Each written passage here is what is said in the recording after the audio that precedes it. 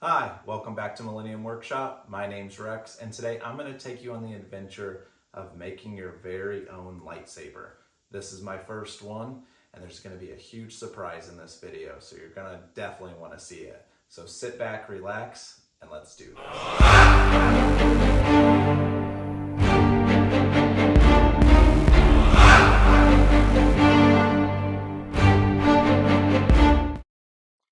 Alright, if you've watched any of my other videos, you know that this is one of my favorite parts, is watching it grow. It's just so satisfying to watch a 3D print just come to life. Now, after I've gotten the supports off, what I'm doing here is a test fitting. I want to make sure that everything fits together well. This is a great time to identify maybe any future problems, because one of the worst things while doing 3D printing is, you do all this work, you get all the way through your project, everything is sanded, everything is painted, and for some odd reason, things don't fit. So if you do your test fitting and do your checking prior to doing the final process, you're going to be good. Now you're going to see that I have something in this box. It's actually a Neo Saber, and this saber was actually given to me by Jorge from the Hyperdrive YouTube channel. So if you haven't checked them out, you definitely should. So right off the rip, I'm trying to figure out how this thing works. So I take it apart, and there is a core inside of that lightsaber. There's a lot of lightsabers out there that you probably already have that you can already use, but we're just going to steal the core out of this. And there is an internal sleeve, or a chassis as some people would call it, and we're going to use this chassis to create our lightsaber. So at the end of this tutorial, you're going to have a fully 3D printed hilt, plus it's actually going to work. We're going to get this thing to light up just because we're going to be stealing some parts. Now you can just buy a lightsaber core from Neo Saber. That is where this core is coming out of. It's a Neo Saber lightsaber. It is a NeoPixel, so we're going to have a lot of fun with this. So first things first, after we've done our test fitting, is we got to do some sanding. I printed this file at a 0.16 layer height, so I'm not going to need to do a lot of sanding. A little bit of sanding. I probably could have done this with just hand sanding, but when you have some power tools around you, it just kind of makes it a little bit easier and kind of helps speed up the process. So when it comes to 3D printing, I mean, time is one of the most important things, and trying to get things done fast and efficiently is always the goal. Some people really dread knowing the fact that, when I get into 3D printing, I have to do a lot of sanding. So there's a lot of tips and techniques out there that I strongly recommend trying. Now, the next technique that I'm about to show you is, I actually figured this out by accident. We're going to use a steel wire brush. This is great for getting into deep nicks and crannies and, into the finer detailed areas, and it really helps you smooth it out.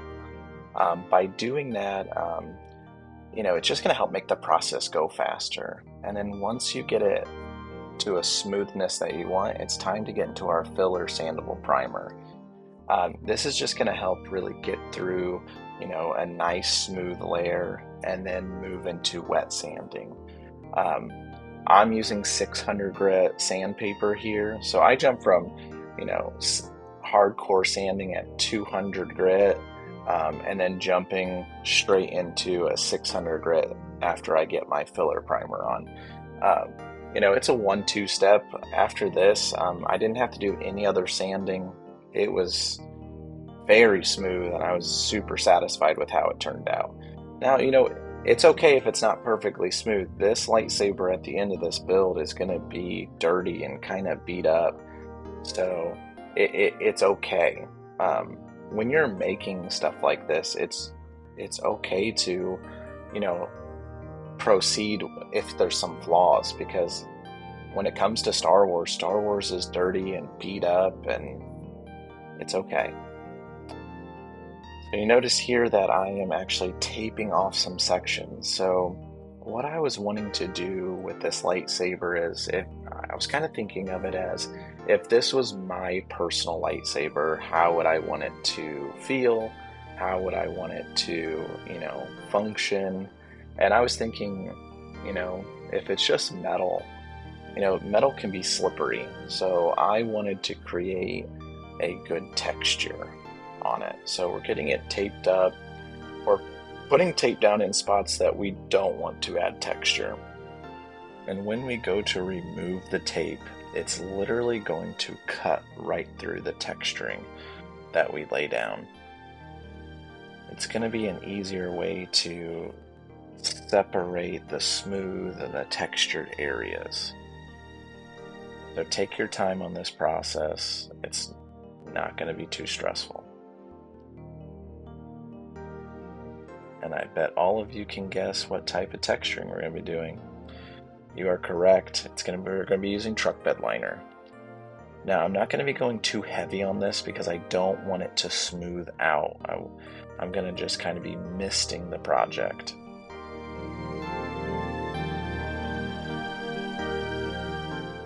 Now, when it comes to the pommel, I'm only texturing the bottom part of it. We're going to leave the outer edge smooth. Now it's time for one of the fun stages, which is removing all the tape and seeing how well you did. Now, if you mess this spot up, you can always sand stuff down and start over. Obviously, if you're watching this video, you probably have a 3D printer, so you can always start over. I know you just heard me say start over. Sometimes, it's easier just to start over from the very beginning than it is to try to fix a mistake that you did.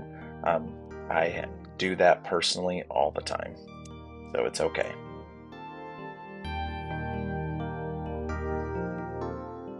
Alright, now we're going to lay down another primer coat over the truck bed liner and also over our filler primer.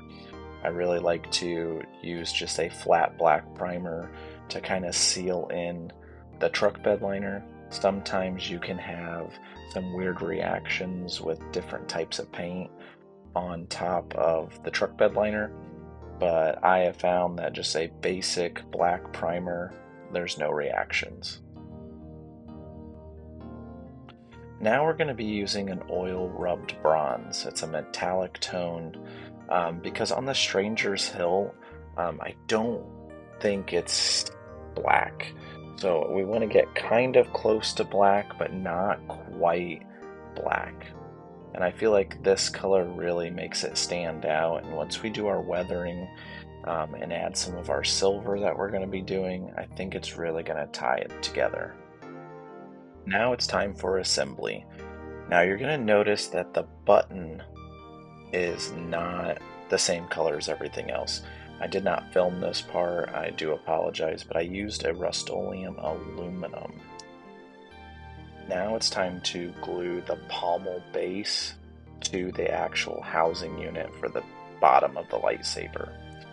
Now I'm going to be using a sewing needle because I want to line the holes so that when the speaker from the actual lightsaber core is talking or making sound, that you can hear it.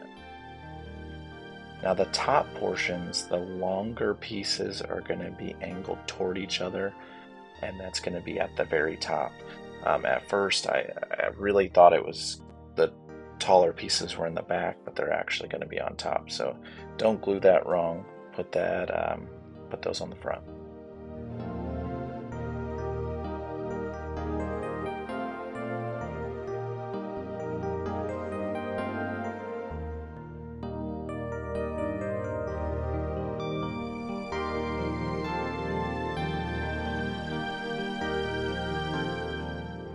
Now it's time to get into some weathering.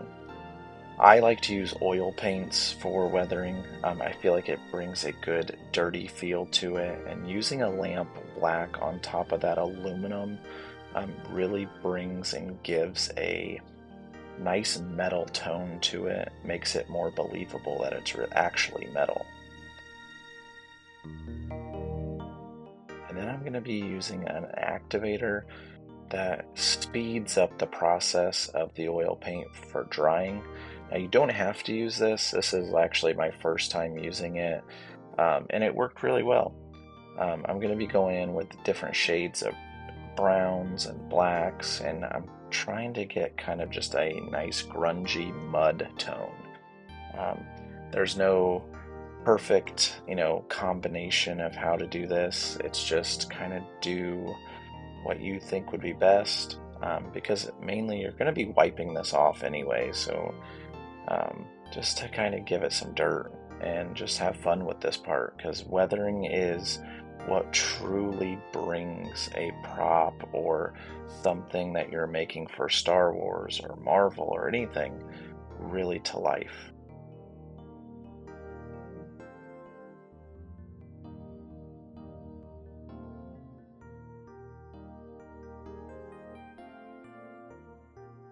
You'll see that I got into the deep grooves. Obviously, I'm not going to be able to wipe that away, but we're going to keep those dark. We want those to be as dark as possible.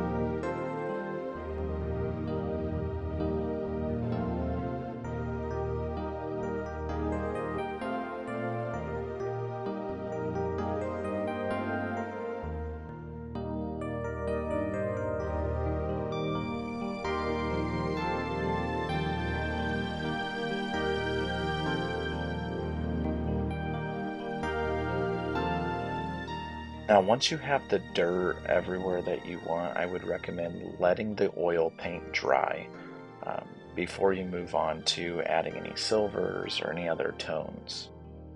Now, I'm going to be going in with a silver rub and buff, and I'm going to do a very light dry brushing all over the lightsaber, from the pommel all the way up, because this hilt is very scratched, it's very beat up, it's been used and abused, and that is what we're going to be trying to achieve. I recommend going in multiple different directions, just really make it pop.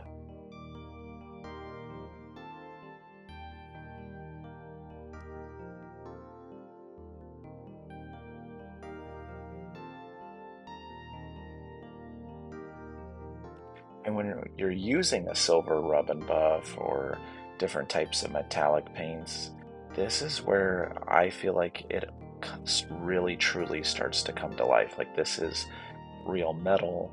This is something that is just fierce.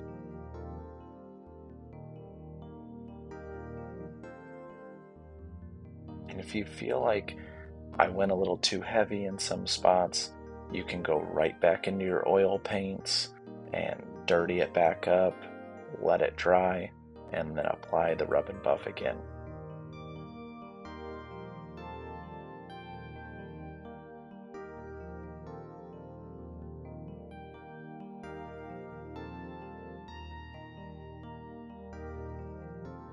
Now, instead of just brushing it, I'm kind of like splattering it with the brush, kind of pushing really hard and dabbing it all over the place. Just gives it a different look. Now, I don't know about you, but I think this looks really good. Now we're going to be moving on to final assembly. So we're going to be putting the core that came from the Neo Saber into our chassis. I'm going to be using all the same hardware that came in the Lightsaber, so it's going to be a real easy swap for you. So this screw is going to keep the chassis and the core from rattling around and moving. So it's important to get this tight, because if you don't, it will rattle inside of the hilt.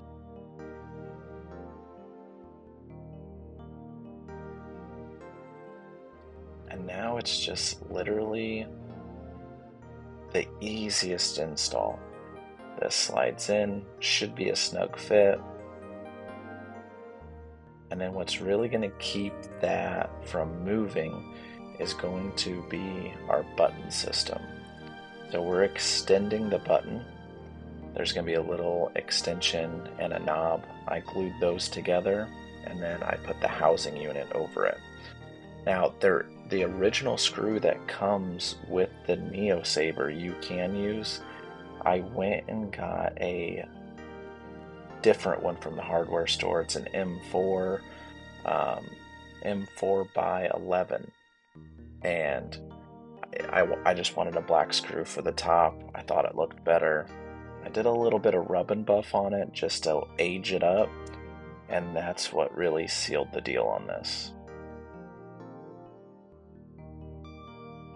And that was the entire install. Now it's time to put our blade in. Now this file has holes at the top for your set screws so that the blade does not move. You don't have to pre-drill anything. Now you are going to have to push kind of hard, but once the set screws start to grab into the plastic, it's going to seat itself and it's going to screw right in, and it's going to create the threads that we're going to need.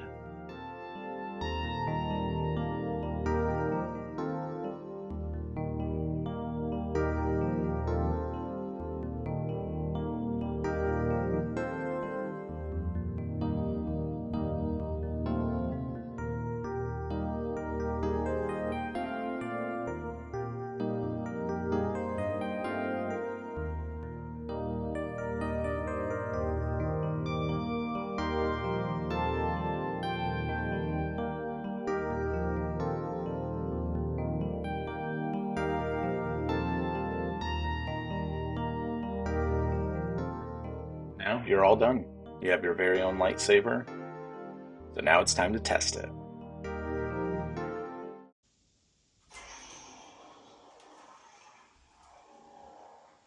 I don't know about you, but that is awesome. Now if you made it through that entire video, you have your very own lightsaber. And I want to give a huge thank you to Jorge over at the Hyperdrive for giving me the core, the blade, and the extra hilt. Thank you so much. I hope you really enjoyed this video. Drop down in the comments what you'd like to see next on the channel, and we'll catch you on the next one.